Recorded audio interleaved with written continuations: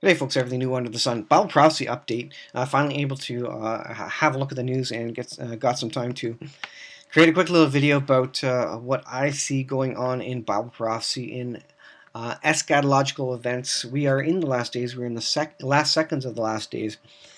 And I think what we have here is, of course, the wind up to Ezekiel 38, which is the battle between Gog, Magog, and Israel, the land of Israel.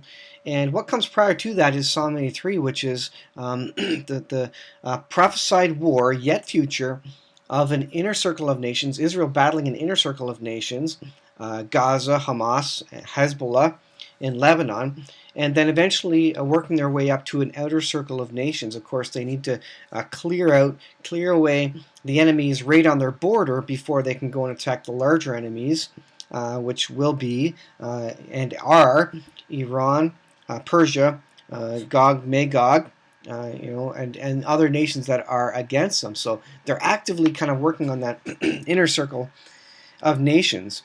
And then from Psalm 83, I see us moving to Isaiah 17, which is the destruction of Damascus, which is the longest continuously inhabited city, or at least one of, in the world for all of history. It's never been completely destroyed. And the Bible predicts in Isaiah chapter 17 that at one point in the future, yet future, it's not been destroyed yet, it will become, the city of Damascus will become a ruinous heap, the longest continuously inhabited city in the world will become a ruinous heap. So that's a significant prophecy. Again, that is yet future because it's still inhabited, and it will become a ruinous heap. No one will live there anymore other than animals. And then, of course, we move along from Isaiah 17. I think Isaiah 17 is kind of the trigger, the hook in the jaw, which is spoken of in Ezekiel 38, which draws Gog from the land of Magog and its associates, including Persia, Iran, Turkey, and Ethiopia, and other nations. That draws them in the battle. That's kind of the last straw where Isaiah 17, Damascus is destroyed, potentially by a nuclear weapon. And if you look in these passages, it does appear that a nuke was used, or at least you could read that into the words that are there. And I have a video that goes into each of the prophecies and says, could a nuke be used there? And you look at the words, and sure enough, it almost sounds like it. So that's kind of the lead up to Ezekiel 38. And if you've been following the channel, you know that, but that's kind of a quick overview. And I apologize for the audio. Again, I'm working off my laptop. I don't have my nice microphone with me, so that's why you may not hear the best audio coming out of this. Again, I'm away from home and doing what I can to keep you updated on what I see as Bible prophecy. So, of course, we had the strike by Iran, massive missile barrage on Israel from Iran, and Israel hasn't actually struck back yet. Now, of course, we were at home at the time that happened. We were currently away from home, of course, and of course, we have several different people looking after our location, so that we do have lots of eyes on the location, and feet on the ground as well there. But I'm hoping, of course, Israel doesn't go after Iran before we get back, because you'll know that I'm kind of prepped for a lot of things as best I can, and a lot of that stuff is there. But life goes on. But Israel hasn't struck back yet, and it's been a couple of weeks, which is incredible. They've been very, very patient. They're waiting for a time, and there was these leaked documents by the United States, apparently. Leaked U.S. documents that describe that Israel is going to strike Iran. And here are the headlines, what leaked U.S. assessment of Israeli plans to strike Iran shows Biden deeply concerned about leaked docs. Now, apparently, these were real. It's been a couple of days, and this is CNN. Leaked documents show U.S. intelligence on Israel's plan to attack Iran. The U.S. is investigating a leak of highly classified U.S. intelligence, and they say the leak is deeply concerning. Now, is this propaganda? Was this documents leaked on purpose to misdirect Iran, misdirect the world, maybe to add some confusion about the timing? Or were they truly leaked documents about what Israel may be planning? And so this was highly classified, and it wasn't even going out to the rest of the allies generally. But it describes preparations Israel appears to be making for a strike against Iran, which they said they would do, and they're just waiting. Now, the suggestion is that basically the windup of this is going to be before U.S. Elections. Now, it could be that Israel actually is going to wait until after U.S. elections. When after, if Trump gets in, then Trump is going to be very protective of Israel and a supporter, and so they could be waiting till after November 11th elections. And others suggest it's going to come before that, a larger attack. Now, this goes on that officials acknowledged privately that the leaked documents were indeed authentic, but they only represent a portion of the information that the U.S. has on its close ally. So you know that Israel doesn't trust the United States, especially the Biden administration. They absolutely don't. So they're going to withhold information, and they have in the past. But they generally give U.S. notice at least a couple hours ahead. And whether that's and what happens is the U.S. then notifies Russia and other nations, and that's maybe part of that, so that other nations are at least aware of what's happening, so they're not surprised by it and launch their own nukes.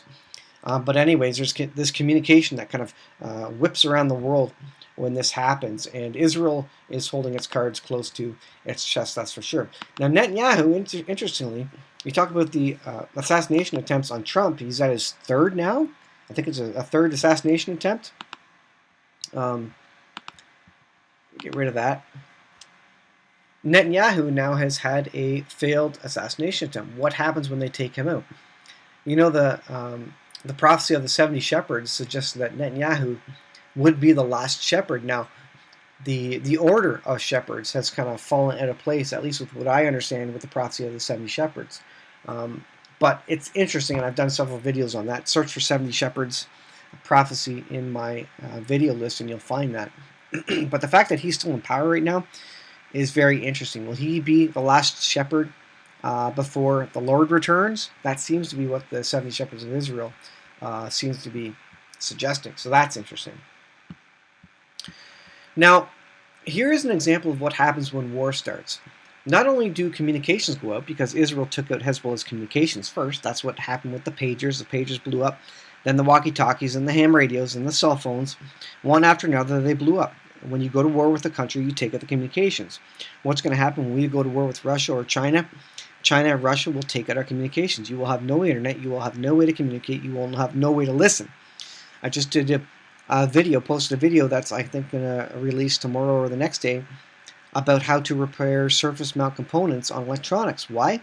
Because if there's an EMP or a nuclear blast, your receiving, your listening devices, your radios for NOAA weather alerts and government notifications, those may be destroyed in an EMP, or they may be destroyed by a natural disaster, or they may die on their own.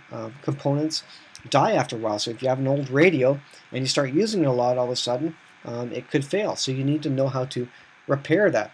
But what do they do after that? Well, what happened during the trucker convoy? Well, the government went after the bank accounts. They froze the bank accounts of the so-called perpetrators, the trucker convoy that were sitting in front of Ottawa trying to get rid of the COVID restrictions, right? Well, that's what Israel's doing in Lebanon. They're going after the bank accounts of Hezbollah. Israel on Sunday night began fresh heavy airstrikes on Beirut's southern suburbs as well as in the Bekaa Valley, for the first time declaring it would target banks suspected of financing Hezbollah.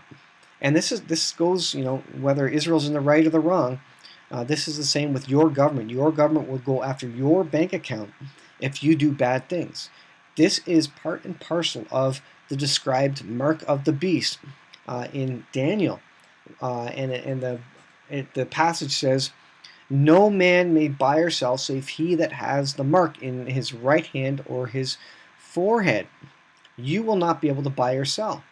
That means you won't be able to pay your mortgage. You won't be able to pay your car insurance. You won't be able to buy gasoline if you don't accept the mark of the beast. What does the government do? They go after your bank account. They lock you out financially when they're going to war against you. And this is, again, we see this mirrored here with Israel going to war against Hezbollah. Not saying it's good or bad. I think Israel has the right to defend themselves. What I'm saying is that your government will do that to you, by the way, and the example is a trucker convoy in Canada where they froze bank accounts, they disabled all the Give, Send, Go, and the other one, which escapes me at this time, you probably know it, GoFundMe.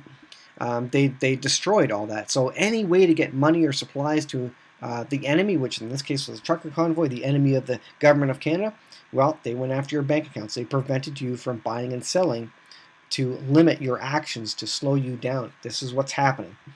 So interesting parallel there with what Israel's doing. Remember, this is coming against you by your own government.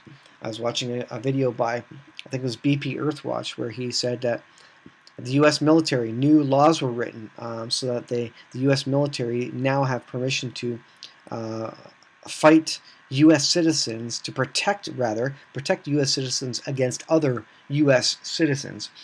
When you are, what's the word? A terrorist of your own country, local terrorist. That's not the word I'm thinking of. Anyways, I'm losing my words, but you know what I mean. The U.S. Army now has the permission from the law to basically go against its own citizens and defend the government from its own citizens. So look out. The governments know this is coming. They know the people are going to rise up, and they're getting laws in order and permissions in place to use all their resources. During COVID, the Canadian government tracked all cell phones to make sure people were complying with the lockdowns. That is a small fraction of what they will use against you when they really want to take control. Either during time of war, they'll go to martial law, or civil unrest, whatever it may be. They will take all control. They will lock you out of your accounts. They will completely stifle any actions you're taking. This is why the persecution is going to be heavy and hard. If you don't accept the mark of the beast, you basically will find it very, very hard to survive, because no one's going to give you food, because if someone has the mark of the beast, they buy some food and give it to you, well, their ability to buy and sell is going to be revoked by the government. They're going to debank the people who are helping the people who don't take the mark, right? This is going to force a lot of people. People are going to be persecuted and very much pressured into taking the mark of the beast simply to feed their families, and most will fall away from the faith in those last days. This is what the Bible describes in the last days, folks. I'm telling you, it's serious. I'm telling you, we're seeing examples of all the things that are described in the Bible. We're seeing examples and test runs, if you will, practices of what is to come, what is described there. And you need to get ready. You need to get your heart ready, because you're not going to be able to defend against this.